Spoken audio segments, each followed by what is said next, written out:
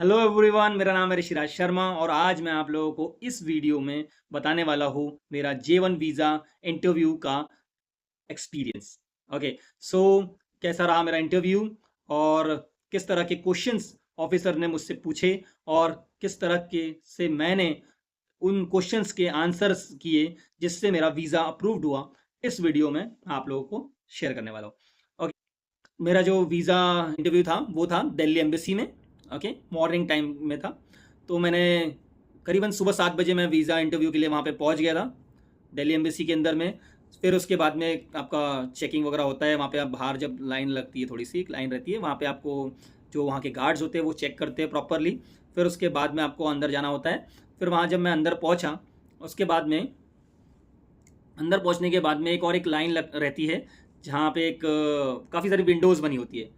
तो वो विंडोज़ से पहले आपको एक लाइन में लगना होता है। फिर वहाँ पे आप जैसे जैसे उसको कंप्लीट करते हो तो उसके बाद में एक लेडी वहाँ पे रहती है जो आपको विंडो अलॉट करती है कि आप कौन सी विंडो पे जाओगे। जब मैं जहाँ वहाँ पे पहुँचा तो वो लेडी ने मुझे कहा कि आपको को विंडो नंबर 22 पे जाना है करके। फिर मैं विंडो नंबर 22 पे पहुँचा, जहाँ पे एक मेल यंग ऑफिसर था जिसकी लगभग एज 28 से लेके 35 के बीच करीब करीब होगी, जो काफ़ी यंग था। सो वहाँ पे ऑलरेडी मतलब 2 लोग और खड़े थे मेरे आगे।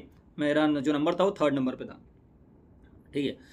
फिर उसके बाद में एक फैमिली थी जो पहले इंटरव्यू दे रही थी वहाँ पे, तो उन्होंने इंटरव्यू वगैरह दिया और शायद उनका वीज़ा रिजेक्ट हो गया था, पता नहीं किस रीज़न से, और उन्होंने कौन सा वीज़ा अप्लाई किया था, आई डोंट नो। सो उसके बाद में जो सेकंड नंबर पे थे सर जो मेरे सामने आगे खड़े थे, वो फिर आगे गए, मतलब जो कॉन्सुलेट थे उन्होंने उन्हें आगे आने के लिए कहा और उनसे क्वेश्चंस वगैरह पूछा, उनका इंटरव्यू हुआ और फिर उनका वीज़ा अप्रूव्ड हो गया था। मतलब आपको सब सुनाई देता है, जो क्वेश्चंस पूछे जाते हैं आगे वाले से वो भी आपको सुनाई देते हैं, लेकिन आपको उतना ध्यान नहीं देना होता है क्योंकि आपका जो वीज़ा है वो डिफरेंट रहता है और आपको नहीं पता होता है कि आगे वाले का कौन सा वीज़ा है और क्या किस चीज़ के लिए उन्होंने अप्लाई किया है करके। तो आपको उतना ध्यान नहीं देना है, आपको सिर्फ जो आपने पढ़ के आए हुए हैं और आपने जिस चीज़ की तैयारी की है आपको सिर्फ उतना ही दिमाग में रखना है। फिर उसके बाद में उनका वीज़ा अप्रूव्ड हुआ और जो ऑफिसर थे उन्होंने मुझे आगे आने के लिए कहा। ऑफिसर ने मुझे जब आगे आने के लिए कहा तो मैं बता नहीं सकता जब उस वक्त में मैं कितना नर्वस था और मेरी जो हार्ट बीट थी वो एकदम हाई हो गई थी। उस वक्त में फिर मैं आगे गया, जब ऑफिसर ने मुझे आगे निकल कहा, फिर आगे आते ही मैंने उन्हें गुड मॉर्निंग विश किया और उन्होंने मुझे गुड मॉर्निंग बोला और उन्होंने मुझसे मेरा पासपोर्ट मांगा। पासपोर्ट मैंने उन्हें दिया और उसके बाद में फिर उन्होंने मुझे कहा आपका DS2019, फिर वो मैंने उन्हें वो भी दिया। और उसके बाद में जैसे ही उन्होंने मेरा फिर पासपोर्ट खोल के देखा और उसके बाद में तुरंत ही मुझसे उन्होंने क्वेश्चंस पूछा।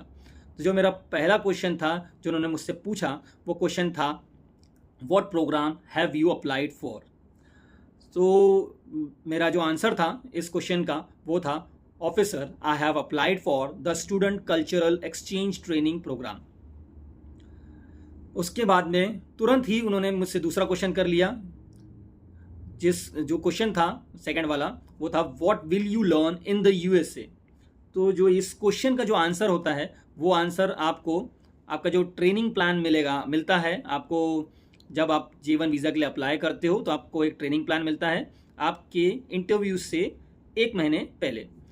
तो उसमें आपको 9 से लेके 11 तक के कुछ फेजेस होते हैं। यदि आप किचन के लिए अप्लाई करते हो, कुलिनरी के लिए, तो आपको 10 to 11 फेजेस रहेंगे, और यदि आप F&B के लिए अप्लाई करते हो तो आपको 9 फेजेस रहते हैं उसके अंदर में। जो फेजेस होते हैं वो आपको इस क्वेश्चन में आपको बोलने होते हैं। तो मैंने जो मेरा ट्रेनिंग प्लान था उसका फेजेस वगैरह सब पढ़ा था, तो मैंने उन्हें इसका आंसर दे दिया। फेज मतलब मैंने एक्सप्लेन किए मेरे। उसके बाद में उन्होंने मुझसे थर्ड क्वेश्चन पूछा। जो थर्ड क्वेश्चन था वो था, how this training will help you in the future okay, so इस क्वेश्चन का आंसर मैंने उन्हें इस तरह से दिया, officer by doing this training will enhance my skills and provide international experience. After returning to my home country this training will help me to get a job at top 5-star hotel in a desirable position. That's it.